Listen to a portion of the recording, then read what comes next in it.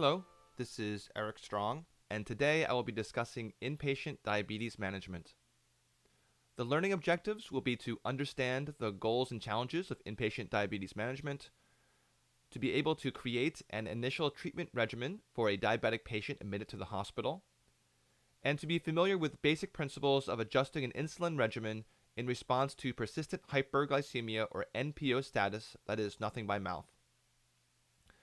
Be aware that the management of diabetes is an extremely detailed and nuanced topic, and this video will just be providing a general overview. Always consult an experienced healthcare professional when making any adjustments to a diabetic treatment regimen. The goals of inpatient diabetes management are first and foremost to avoid hypoglycemia, which in the short term is much more dangerous than hyperglycemia. Second, to avoid hyperglycemia. Next, to assess outpatient glycemic control and consider adjustments in consultation with outpatient providers. And finally, to assess the need for diabetes education, which can be performed in the hospital while the patient is a captive audience with plenty of time. The inpatient management of diabetes can be very challenging due to a large number of factors which can disrupt the metabolic processes keeping a patient in euglycemia, balanced between hyper and hypoglycemia. One of the major factors that contributes to hyperglycemia are many hormones and other mediators that are increased during acute illness. These include cortisol, catecholamines like epinephrine, glucagon, and various pro-inflammatory cytokines. Others are the use of IV dextrose, along with carbohydrate-rich enteral and parenteral nutrition. Hyperglycemia can also be exacerbated by the use of exogenous steroids, which can be part of the treatment of a number of conditions such as a COPD exacerbation or elevated intracranial pressure. And finally, there may be new contraindications to a patient's previous outpatient oral medications. For example, acute kidney injury and NPO status are contraindications to sulfonylureas. Volume overload is a contraindication to thiazolidinediones, more commonly known as TZDs or glitazones. And kidney injury and recent or anticipated iodinated IV contrast are contraindications to metformin. In addition to the contributing factors to hyperglycemia, factors contributing to hypoglycemia include poor or unpredictable PO intake while a patient is acutely ill. Also, outpatient non-adherence can be problematic as well if a patient appears to be well controlled when he or she is secretly only taking medication some of the time or only taking some of the medications the medical staff believes he or she is taking. The consequences of hyper and hypoglycemia can be severe. Hyperglycemia can lead to an osmotic diuresis and volume depletion, electrolyte loss, and general immune dysregulation, while hypoglycemia can lead to altered mental status, seizures, and if not immediately corrected, permanent CNS injury. Another factor that complicates inpatient diabetes management is the uncertainty regarding what the appropriate glycemic target should be. With the passage of time and accumulation of more scientific data, opinion on appropriate target glucose levels has changed. Up until about 10 years ago, the prevailing opinion had been that providers should be attempting to get all diabetic patients to euglycemia while in the hospital. However, newer and larger trials in a variety of patient populations have demonstrated either no benefit to tight glucose control, or in some cases, even worse outcomes with tight control. Thus, in 2009, a joint task force with representatives from the American Association of Clinical Endocrinologists and the American Diabetes Association released a consensus statement in which they recommended a target glucose in most ICU patients of 140 to 180 milligrams per deciliter. In non-ICU patients, they recommended a target preprandial glucose of 100 to 140 and a target random glucose of 100 to 180. There remains small subsets of ICU patients who may benefit from tighter control than 140 to 180, such as post-cardiac surgery patients. Keep in mind that these are only guidelines and that, in practice, targets should be individualized to the patient and to the situation. One situation in which this is definitely true is for patients nearing the end of life, where a target glucose range might be whatever keeps the patient asymptomatic. A provider might tolerate glucoses up in the 300s or even higher without intervention in this specific circumstance, depending upon the patient's goals of care. To understand how to decide upon a diabetes regimen for an inpatient, I will first need to briefly review the different categories of insulin. Categorized by pharmacokinetics, there are 4 general types of insulin. First is the very short-acting insulin, into which Lispro and Aspart are placed. These have a very quick onset of action of 5 to 15 minutes, have a peak effect at 45 to 75 minutes, and last a total of 2 to 4 hours. So-called regular insulin is considered short-acting, takes effect at 30 minutes, peaking at 2 to 4 hours and lasting 5 to 8. NPH is an intermediate acting form of insulin with an onset of 2 hours, peak at 4 to 12 hours, and duration of 18 to 28 hours. Finally, long-acting insulin, which includes glargine along with some less common others, also has an onset of 2 hours, has no particular peak time of action, and lasts more than a day. Insulin can also be categorized based on function. That is, what role does a particular form of insulin play in a patient's management strategy? For example, there is basal insulin. The function of basal insulin is to cover the body's insulin needs to maintain basal metabolic activity. That is, it reflects the fact that our bodies need insulin even when we are not eating or doing much of anything. Common regimens of basal insulin are glargine every 24 hours, usually at bedtime, or NPH every 12 hours. In critically ill patients, a continuous IV infusion of regular insulin can also be used for this purpose. Next is prandial insulin, sometimes referred to as bolus or nutritional insulin. This prevents the hyperglycemia that would otherwise occur as a consequence of eating a meal. In patients who are eating, common regimens include regular, Aspart, or Lispro before each meal. In patients who are NPO, this should obviously be held. Finally, there is corrective insulin, which is more commonly referred to as the sliding scale. The sliding scale is intended to correct hyperglycemia that is already present before the meal starts. This can be done with regular Aspart or Lispro, given before each meal and at bedtime in patients eating, and given every 6 hours in patients who are not eating. The insulin sliding scale itself can be a little confusing at first. Each hospital typically has its own scale, pre-approved by a committee of pharmacists and physicians. Here is just one example of such. The only decisions the ordering physician needs to make for an individual patient is which form of insulin to use and which of the 3 levels to use. The mild scale is generally reserved for insulin-sensitive patients, such as type 1 diabetics. The moderate scale is used for most type 2 diabetics, and the aggressive scale is for patients with unusually high levels of insulin resistance, which are a minority of type 2 diabetics.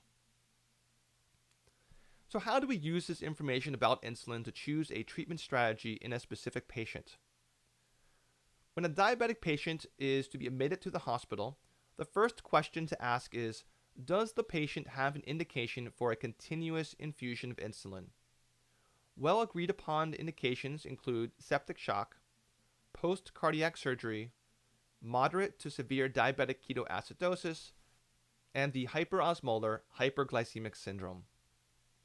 Some clinicians prefer to use an insulin infusion in any diabetic who is critically ill. Insulin infusions are a complicated topic, the details of which are beyond the scope of this discussion, but most hospitals have well-established protocols in place, so few decisions are needed of the provider once the decision to use the infusion itself has been made. In patients who do not have an indication for continuous infusion, ask whether the patient meets all of the following. Is he or she a type 2 diabetic? Is his or her diabetes well controlled as an outpatient with diet and or oral medications? Is it anticipated that the patient will be eating normally and there are no contraindications to his or her regular outpatient oral medications? If all these criteria are met, then the most appropriate treatment strategy is to continue the outpatient regimen and add a 4 times a day finger stick, that is a bedside glucose check, along with a sliding scale.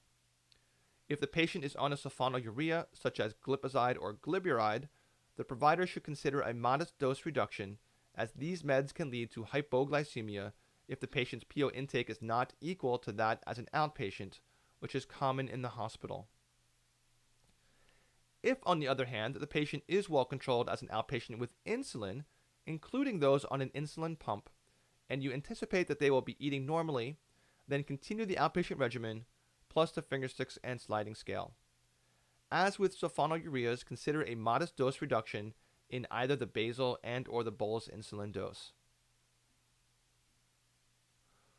What if the patient does not fit into any of these 3 categories?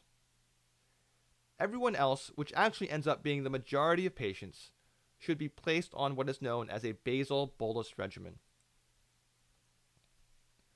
Creating the basal bolus regimen is a multi-step process that begins with estimating the total daily insulin requirement, abbreviated TDD for total daily dose. There are several very simple equations described in the literature to do this, some of which are more conservative or liberal with insulin than others.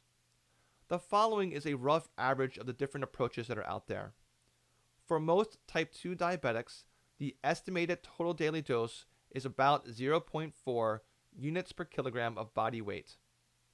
In type 1 diabetics, the elderly, and in patients with renal insufficiency, using a value of 0.3 units per kilogram is safer with less risk of hypoglycemia. 50% of this total daily dose will be devoted to basal insulin, which can either be further divided into twice daily NPH or as once daily glargine or other long-acting insulin. I usually prefer using NPH for hospitalized patients who aren't already on glargine, because NPH can be titrated more rapidly in response to changing insulin needs as an acutely ill patient. However, some clinicians are reasonably concerned that NPH can lead to unphysiologic peaks and valleys in blood glucose that can actually make inpatient titration even more challenging. The other 50% of the total daily dose will be for bolus insulin, divided into 3 equal doses for each meal. Regular aspart or lispro insulin can be used, with regular given 30 minutes prior to the meal and others given immediately prior. Finally, although not part of the total daily dose distribution, patients should also be placed on a corrective sliding scale using the same form of insulin as used in the bolus dosing. Given the concern over in-hospital hypoglycemia, whenever rounding a dose of insulin, one should always round downwards. Now, how should the provider adjust insulin in response to suboptimal glycemic control? First, the regimen should be reassessed every 1 to 2 days, with glargine adjusted no more frequently than once every 2 days. One should generally not react to a single high reading if others are within the target range. However, even a single hypoglycemic episode should prompt an adjustment. What are the specifics for up-titration of insulin in persistent hyperglycemia? If the glucose levels are above target at all times of the day, one should increase the basal insulin. If the glucose is above target only at certain times of the day, adjust according to this chart. If the AM fasting glucose is high, one should increase the PM basal dose of NPH. If the pre-lunch glucose is high, one should increase the AM bolus of insulin. If the pre-dinner is too high, increase the AM basal. And if the bedtime glucose is too high, one should increase the PM bolus dose.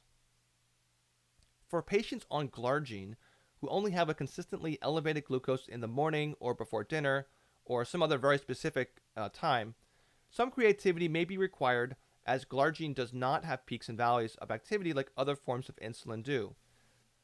For example, imagine a patient on glargine for basal insulin and lispro for bolus insulin, whose glucoses are all fine except for persistently elevated pre-dinner glucoses in the 300s. The provider may need to increase the glargine dose, but in order to decrease the risk that hypoglycemia will develop at other times of the day, he or she may need to simultaneously decrease all of the bolus doses such that the total daily dose of insulin is increased very modestly. If glucose elevations are at random times with no discernible pattern, things to ask include: is the patient on a consistent carb diet? Is the patient eating each meal consistently? And is the patient sneaking carbohydrate-rich snacks? That's a good lead-in to discuss proper nutrition for diabetics. This is another huge topic, but let me discuss it in extreme brief.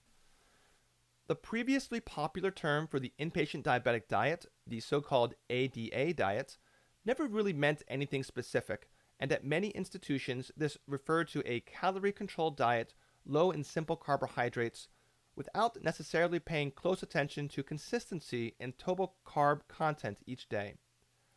For patients taking oral nutrition, the recommended diet is now the consistent carb diet. The components of this diet include equal total grams of carbohydrate each day, equal grams of carbohydrate in the same meal from one day to the next, approximately equal grams of carbohydrate each meal compared to others in the same day. There is no specific calorie level, and surprisingly, it does not necessarily restrict the use of sucrose, provided it's done in small amounts and in a consistent manner. How does the typical basal bolus regimen change if the patient is NPO? First, consider a dose reduction in basal insulin. Type 2 diabetics on NPH should have a closer to 50% reduction, while in type 1 diabetics and type 2 diabetics on glargine, a reduction of 25% is more appropriate. Next, eliminate the bolus insulin. Finally, keep the sliding scale there, but change the regimen from before each meal and at bedtime to every 6 hours. And in addition, the sliding scale should generally be downgraded. For example, an aggressive sliding scale should be switched to moderate, and a moderate sliding scale should be switched to mild. Finally, there are some considerations before discharging a diabetic patient from the hospital. Should the hemoglobin A1C be checked? Should the patient's outpatient regimen be adjusted? The decision to adjust should be based on the hemoglobin A1C and not based on inpatient glycemic control. Generally, avoid changing the outpatient regimen if the A1C is less than 8%, unless there is a new contraindication to a previously used medication. And only adjust the outpatient regimen in consultation with the patient's outpatient provider. Finally, does the patient need diabetes education? 3 common misconceptions about inpatient diabetes management, which I've already gone over but would like to just highlight here towards the end. Oral hypoglycemic drugs should never be used as an inpatient. The sliding scale as the sole means of glucose control is appropriate for most patients. And patients who are NPO do not need insulin. All of these statements are completely false. Let me conclude this lecture by working through a multi-step example. A 68-year-old man with type 2 diabetes on metformin and glyburide as an outpatient is admitted to the hospital with pneumonia. A recent hemoglobin A1C was 9.3%. The patient is 105 kilograms in weight. What is an appropriate diabetic regimen for him at this time? Step 1. Decide if this patient is appropriate for an insulin infusion or for orals. In this case, he has no indication for an insulin infusion per se, and his poor outpatient control indicates that oral medication is not appropriate. Step 2. Estimate the total daily dose of insulin. This is 0.4 times his weight in kilograms, which in this case is 42 units. Step 3. Calculate the basal dose as 1/2 the total daily dose, which is 21 units. This can be provided as 10 units NPH twice a day, or alternatively as 20 units glargine once a day, usually done at bedtime. Step 4. Calculate the bolus dose, also 21 units, which is then divided into 3 equal parts. Rounding down for convenience and safety, this becomes 5 units of regular insulin, 3 times a day before meals. Step 5. Don't forget to include corrective insulin. So in summary, an appropriate initial regimen for this patient would be NPH 10 units sub-Q BID AC, which is medical shorthand for twice a day before breakfast and dinner. A perfectly fine alternative would be glargine 20 units sub-Q QHS, which is shorthand for bedtime. Regular insulin 5 units sub-Q TID AC, that's 3 times a day before each meal. And finally, a regular insulin sliding scale.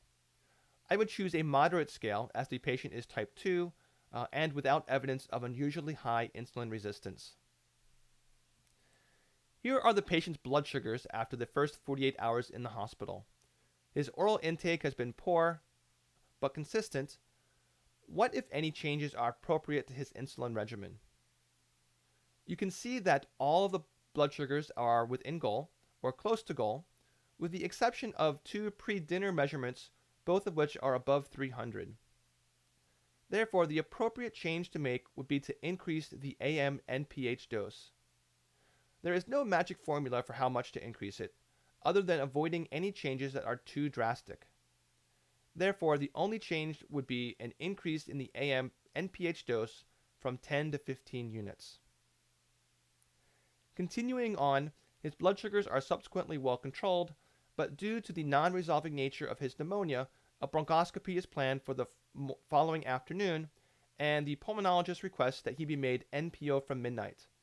How should this regimen be changed? Here's the current regimen again. While NPO, remember that the patient should have the basal insulin reduced by 25 to 50%, the bolus insulin should be DC'd, and the sliding scale should generally be downgraded. Therefore, the patient's regimen while NPO should be NPH 7 units each morning before breakfast and 5 units each evening before dinner, with a mild regular insulin sliding scale. That concludes the summary of inpatient diabetes management. If you found it interesting, please remember to like or comment on the video, and please subscribe if you are interested in additional lectures on a variety of inpatient medical topics.